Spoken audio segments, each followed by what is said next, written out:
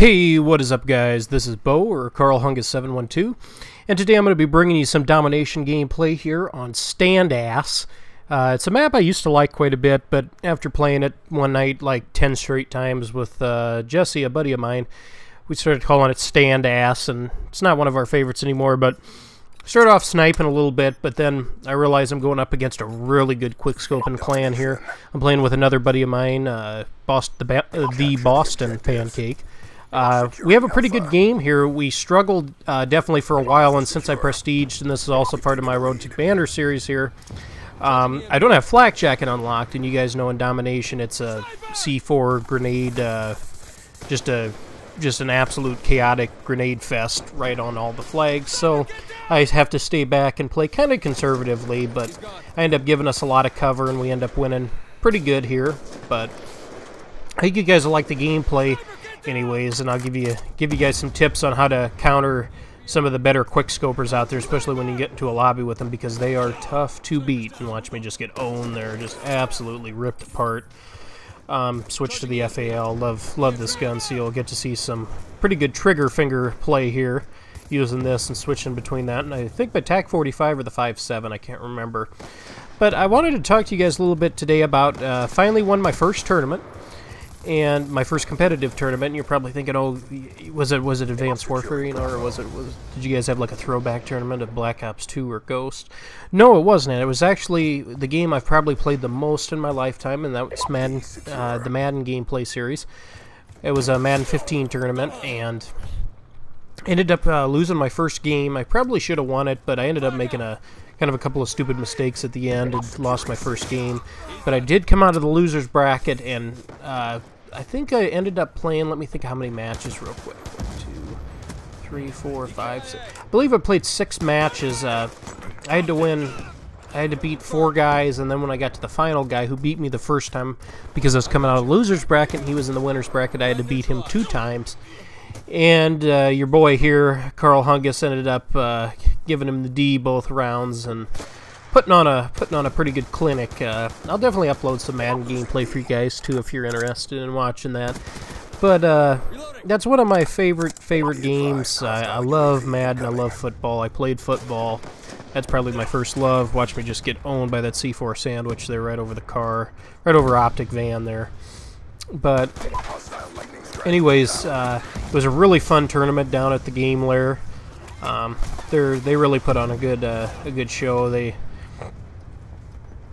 Excuse me, guys. I still got my little bit of a cold here that I'm fighting, but they put on a really good tournament. They always do. They have a lot of tournaments. That's where I play a lot of my my Call of Duty tournaments at. So if you're ever in the area and you see Game Lair, definitely stop in and give those guys a look. They're a local store, so it's always nice to support the local guy when you're able to, you know. But look at that trigger finger there. But anyways, yeah, I ended up winning the tournament. I played as Denver, elite defense, got the best quarterback in the league in my opinion, Peyton Manning. So definitely came back. Like I said, I lost my first round, my first match, and I was frustrated. Like I said, I made a stupid mistake, and I figured, oh wow, you know, I'm already starting off in the losers bracket. This isn't good. Maybe I'm not as good of a Madden player as I thought I was, because I played Madden. Oh man, ever since I was probably 5 years old, I've played Madden. So for a long time, almost pretty much 20 years now, I've been a Madden player. Makes me seem pretty old, but I've always loved the series. I've always gone through all the franchise modes and all the games since then. Quarterback Club used to be one of my favorites. I don't know if you guys ever played Quarterback Club back in the day with Brett Favre on the cover, but that was always a fun game. I remember the big battle back then was, you know, was Quarterback Club better? It was Madden, and then it was NFL 2K versus Madden, and now it's just Madden. It would be nice to see another football game come through, you know, to challenge Madden a little bit, just so they get their head out of their ass on some of their problems in the game, but I don't see that happening anytime soon. But getting back to the gameplay here, as you guys can see, you know, it's a struggle when you get into a lobby full of quickscopers. I mean, they are tough to beat. And so one thing that's always irritated me in Call of Duty ever since I started playing it you know, when you... I don't necessarily have a problem with quickscoping, even though it's completely irrational. Nobody... You can't do it in real life, obviously. But when I'm shooting you and you're running around with this big, heavy gun, because sniper rifles are not light guns, they are big, heavy guns. They use heavy, powerful ammunition. You're not going to be running around, you know, like a madman. But that's one of the big problems I've had with it so far, with the quickscoping lobbies, is that, you know, it makes it so difficult. It makes it so difficult to go against, because even when you're getting shot, you're able to pop that gun up in a quarter of a second and just do so much damage.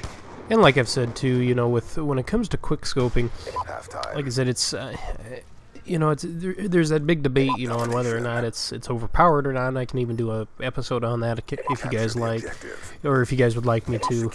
But, you know, it's hard to say if it's overpowered or not, but like I said, when you get some really good quickscopers, especially a group of them like we had here, Junior and I, on this map, it is tough. But like I said, we end up doing a pretty good job. I believe this round here, if I remember correctly, I think we end up going down for a little while, and then we have to make kind of a comeback push at the end.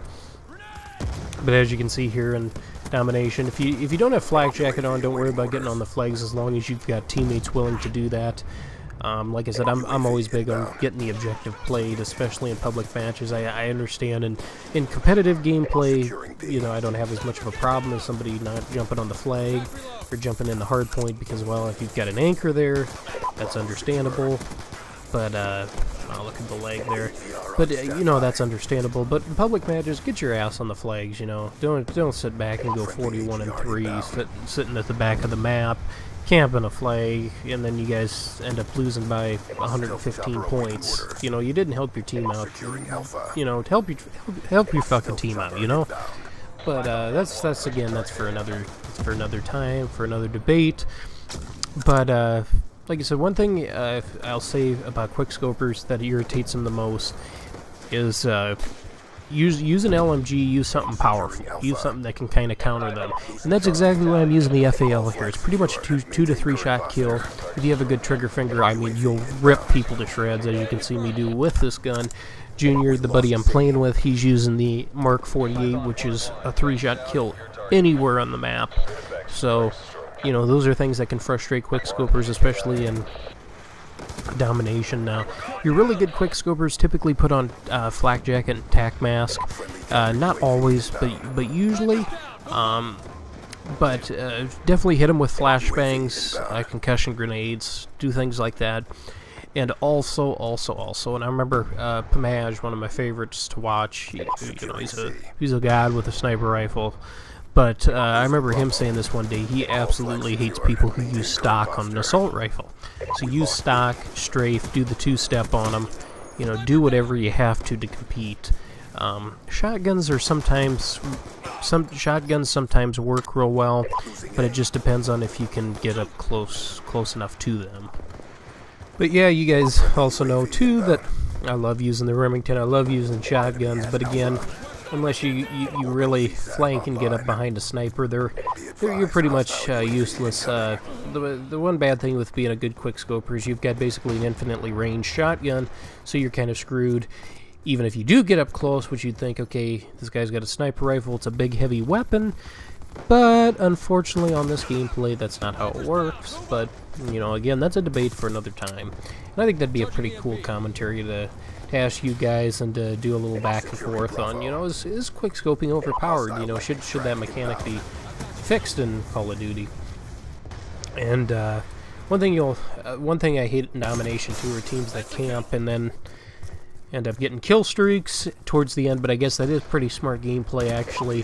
Like I said, they try to make a little bit of a comeback here, but Junior and I shut them down. Luckily, we had some good teammates though jumping on the flags. They didn't end up getting a lot of kills, but they were doing the dirty work in the trenches, especially since I couldn't get on any flags. I hate when I get in Domination I can't cap flags. But like I said, I'm kind of handicapped at the moment because I don't have Flak Jacket yet. Hopefully I'll have that soon. But one thing I'll also give you guys too a tip on for Domination. I know it was only a competitive mode in the Infinity Ward games, and it might return for Ghost 2 if Infinity Ward takes that takes that trip. I don't know if they will because of the bad reception it got, even though I didn't think Ghost was that bad of a game. Make sure you guys don't triple cap a flag unless you absolutely have to, because you'll fuck the spawns up and you'll make it really tough to hold down any of the flags. So don't do that unless you absolutely have to. Try to hold 2 of them and trap the other team at 1 of them. As you see here, because I can't jump on B, I'm just trying to push the other team spawn and hold them back for as long as I can until one of our teammates can jump on B, or a couple of them. But I'm getting owned here by the stealth chopper. Think about switching classes, but I say, nah, you know, I'm using one of my favorite guns on this game.